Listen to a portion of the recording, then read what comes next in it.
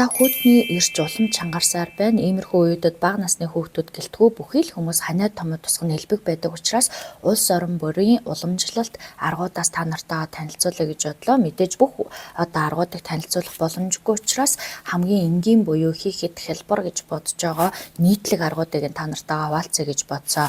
За ер нь ээж болгонд нэг өөрсдийн гэсэн ханиад томуудаа тэмцэх өөрийн гэсэн арга барил байдаг. За миний арга бол би зөөлөн гал дээр удаан чансан өтгөн хар цайнд усанд оруулаад биеийг нь халуун байх үед нь сүүлэн тос буюу шар тосоор биеийн цээж буюу нуруу мөн хөл хэсгүүдэд массаж хийж өгдөг, мөн сайхан зөөлөн илэх хийж өгнө. Хөлийн уланд бүх хүний энергийн цэгүүд байдаг учраас эрхийн урууны өндгөөрөө илж массажлж өгөхөөс гадна цээж нурууг нь илж массажлж ингээд халуу дүүхтэн зөөлөн ингээд нар зүү эргүүлэх юм уу, эсвэл дээрээс нь доош нь нурууны гол ясыг дээрээс нь доош нь, за мөн цээжийг дээрээс нь доош нь халууд өгтөл нь ингэж илж өгдөг. Доороос нь дулаан байлгах буюу халуун, дулаан, оймс өмсүүлж хөлийг нь сайн бэгэнж өгдөг.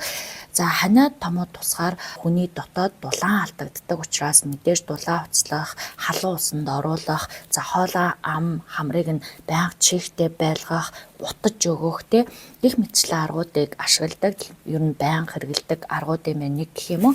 За Монголд бол мөн чацарга нь элбэг байдаг учраас халуун чацарга нь уулгах бас арга хэмжээг авдаг. За Япончууд маань болохоор зүгийн балыг зөөлрүүлж ханиалгыг дардаг гэж үздэг учраас халуун бүлээн зүгийн балтаа усыг өгдөм байна. Мөн дархлааг дэмжих зорилгоор будааны цутан хийж өгдөм байна. Сайн боловсруулсан будааны зутан шүлийг өгснөөр дархлаа сайжирдгаа гэж үздэм байна. За солонгосчууд маань болохоор яадаг вэ гэхээр халуун бүлийн жин тавих буюу халуун бүлийн альчуурыг цээжин дээр нь болон мөн нуруунд дээр нь жин тавьж өгдөм байна. За мэдээж хөлийг нь дулаан байлгахаас гадна сонгоны сироп бас сонгоныг зүгийн баланд дараад дарсан шүүсийг нь өгөх арга хэмжээг бас авдгийм байна. За хятадууд бол уламжлалт арга ухаанаараа мэргэжсэн улс орон зөөлөн ханиалганы үед үзмийг буцалгаад буцалсан үзмний шүүсэн дээр гуа буюу амтад гуа нэмээд холиод амтад гуатай цай өгдөм байна. Алин болон лемоныг бас зөөлөн гал дээр удаан буцалгаад үзмний шүүстэй холиод өгдөм байна. За мөн хятадууд маань юм цагаан гаатай усыг буюу цагаан гааг зөөлөн гал дээр удаан буцалгаад цагаан гааны шөл, цагаан гааг буцалгаж өгөх, хөлсийг нь гартал сайхан уулгаад бигнээд ингээд бас ханиалгыг намдаах арга байдаг юм байна. За энэтхгүүд бол веди арга ашигладаг юм байна.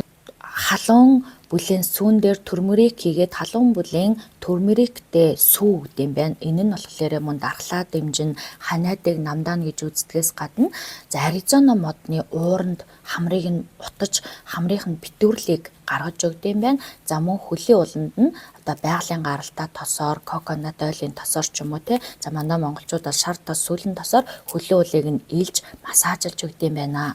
За Оросууд маань болохоор мэдээж хөлийг нь горчээсгэнд дүрдэг, халуун горчээсгтэй усанд боривноос доошоогоо хөлийг нь дүрээд халууцуулаад халууныг нь алдуулахгүйгээр бигнээд хөлсийн гаргатал унтуулад амраад юм байна.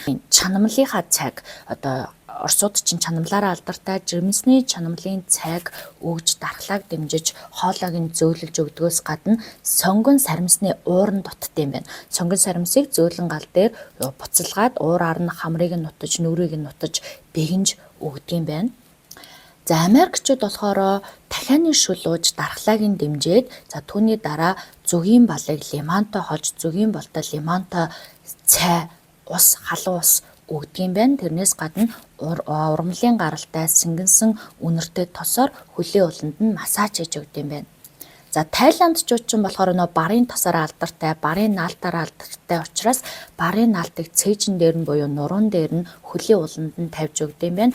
За мөн барын тос байвал хамрын үзүүрт нь төрхөж өгөх, хоолой буюу хүзүүн дээр нь төрхөж өгөх аргуудыг ашиглахаас гадна сэнгэнсэн барын тостой зөөлөн халуун бүлийн усанд ууранд нь нүүр буюу хоолой ам хамрыг нь бас утаж өгдөг юм байна. За туркууд маань болохоор зүгийн балаараа алдартай, зүгийн балтай нимбэг буюу лимоныг хамтд нь холиод халуун бүлийн зүгийн балтай нимбэгний шүүс өгөхөөс гадна халуун сүүнд хар перц буцалгаад хар перцтэй халуун сөө өгж бас ханиалганы дархлааг дэмжиж ханиалгыг намдаахад бас уламжлалт энэ аргыг ашигладаг юм байна. За Европууд, Герман, Франц, Англичууд болохоор алюминий жуусыг дархлаад дэмжин хоолойны энэ одоо сэрүүлзээд байгааг дарна гэж үздэг учраас алюмийг буцалгаад алюминий шүүс өгдөм байна. Мөн алюмийг утаад жигнээд алюминий ууранд утдсан байна.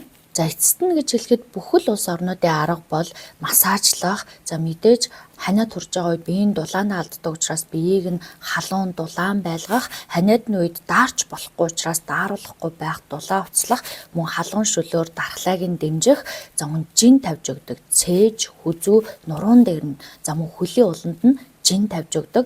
За амьсгалын замыг зөөлөхийн тулд ямар нэг ургамлын гаралтай тухайн орны хүчтэй ургамал эсвэл одоо нийтлэг хэрэгэлдэг цайны ууранд нь утаж өгөхөөс гадна дархлааг дэмжих зорилгоор витамин С, жимсний жуус, за мөн витамин Хтэй, лимоны хандалсан цай. За энергийн төвшөнд бол ханиад хүрсэн байгаа үед нь ингээ хүүхдийн биед ч юм уу ханиад хүрсэн хүний биеийг массажлж илж өгөх нь маш сайн арга дордгоос гадна тайван одоо дулаахан унтуулж амраах хоолойг байх чиглэх аргуудыг хэрэглэдгээс гадна оливын тосыг бас уулгаж зөөлөн чанартай буюу хоолойн дээр нь удаан чигийг хурай байдлаас болоод дахин хөхүүлээ таниалгаад байгаа ханиадыг намдаахад бас тусалдгийм байна.